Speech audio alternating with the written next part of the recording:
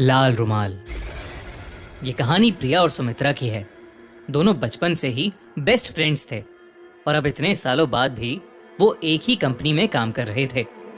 दोनों ही बैंगलोर में एक साथ रहते थे। एक बार वो दोनों देर रात एक पार्टी से घर लौट रहे थे। सुमित्रा कार ड्राइव कर रही थी, पर उन दोनों के चेहरों पर तनाव और गुस्सा था। प्रिया ने पार्टी में सुमित्रा के दोस्तों के सामने उसका कोई सीक्रेट रिवील कर दिया था और इसके चलते सुमित्रा प्रिया से बेहद गुस्सा थी। प्रिया ने सुमित्रा से ऑलरेडी कई बार माफी मांग ली थी, मगर सुमित्रा फिर भी मानने को तैयार नहीं थी।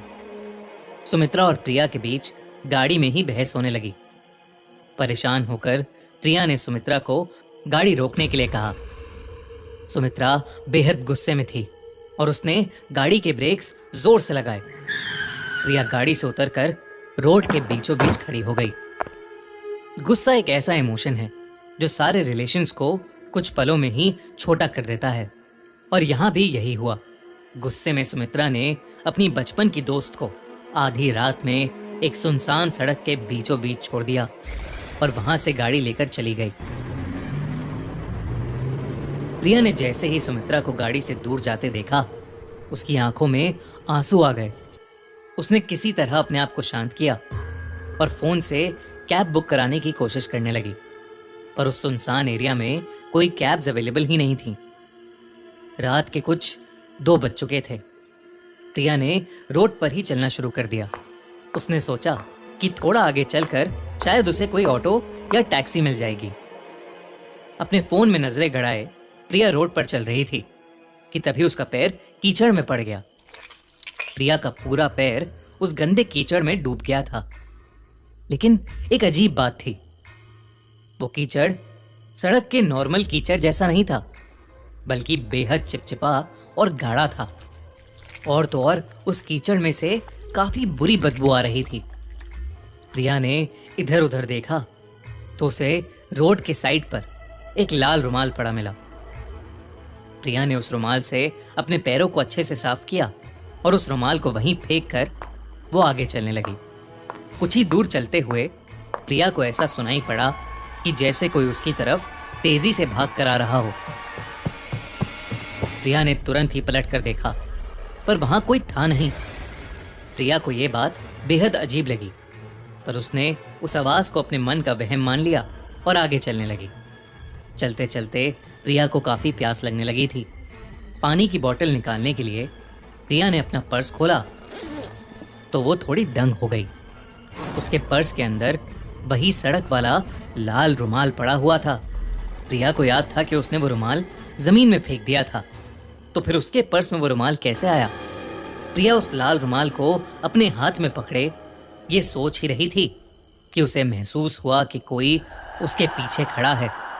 प्रिया जब मुड़ी तो उसके एकदम पास तो कोई नहीं था, लेकिन थोड़ी दूरी पर ही एक पेड़ के पीछे से एक आदमी प्रिया को देख रहा था। उस आदमी ने एक काले रंग की हुडी जैकेट पहनी हुई थी, जिसे देखकर प्रिया अचानक घबराहट महसूस करने लगी। वो आदमी दूर एक पेड़ के पीछे से उसे देखे जा रहा था। प्रिया उसकी शक्ल तो साफ साफ नहीं देख पा रही थी, मगर उसे वो आदमी किसी नॉर्मल इंसान की तरह तो बिल्कुल नहीं लग रहा था। सहमी सी प्रिया ने उस रुमाल को वहीं फेंका और अब वो तेज कदमों से आगे चलने लगी। प्रिया अब अपने गुस्से को भूल गई थी और डर के मारे वो सुमित्रा को फोन मिलाने लगी, पर उसका फोन लग ही नहीं रहा था। प्रिया को बार बार अपने पीछे किसी के कदमों की आवाज भी आ रही थी, पर प्रिया में पीछे मुड़कर देखने की हिम्मत नहीं थी। वो इतनी ज्यादा डर गई थी कि वो रोने लगी, और अब की बार उसकी आंखों से जो आंसू आए वो रोके नहीं रुके। प्रिया के फोन में नेटवर्क नहीं आ रहा था और उसके पीछे चल रहा आदमी उसकी जान के लिए खतरा भी हो सकता था। प्रिया ने मन में डिसाइड किया कि वो दौड़कर उस आदमी से बहुत दूर भाग जाएगी, लेकिन उसने जैसे ही भागना शुरू किया उसी वक्त उसका पैर दोबारा एक कीचड़ के गड्ढे में पड़ गया। प्रिया ने रियलाइज किया कि वो गड्ढा और कीचड़ बिल्कुल पहले वाले गड्ढे और कीचड़ जैसे ही थे, जिसमें उसका पैर कुछ वक्त पहले ही पड़ा था। प्रिया की समझ में अब कुछ नहीं आ रहा था, क्योंकि शायद वो उसी जगह पर वापस आ गई थी जहां से उसने चलना शुरू किया था। प्रिया ने जैसे ही अपनी दाईं तरफ देखा तो वहां वही काली हुडी जैकेट पहने वो आदमी खड़ा था और उसके हाथ में वही लाल रुमाल था।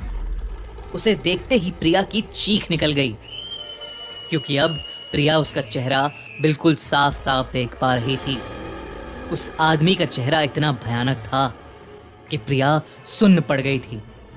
उस आदमी की आंखें अंदर धसी हुई थीं और उसके चेहरे पर अजीब सी किस्म की दरारें थीं, जिनसे खून बह रहा था।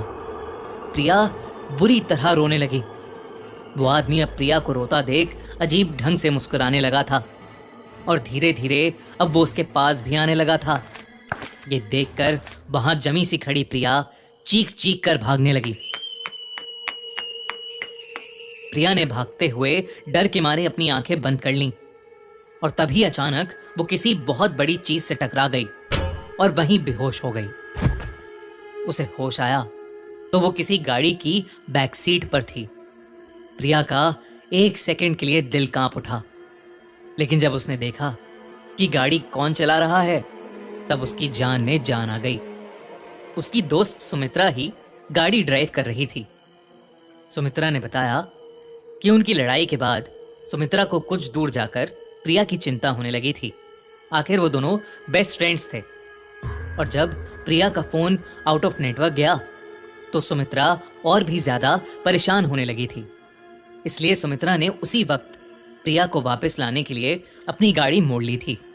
सुमित्रा ने उसे बताया कि प्रिया भागती हुई उसकी गाड़ी से टकरा गई थी।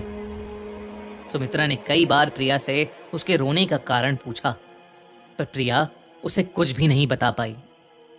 प्रिया को कभी समझ नहीं आया कि उसके साथ क्या हुआ और शायद इसीलिए प्रिया आज भी उस घटना के बारे में बात नहीं करती। उस रात के बाद अगर प्रिया कहीं किसी के पास कोई लाल रुमाल देख ले तो उसका दिल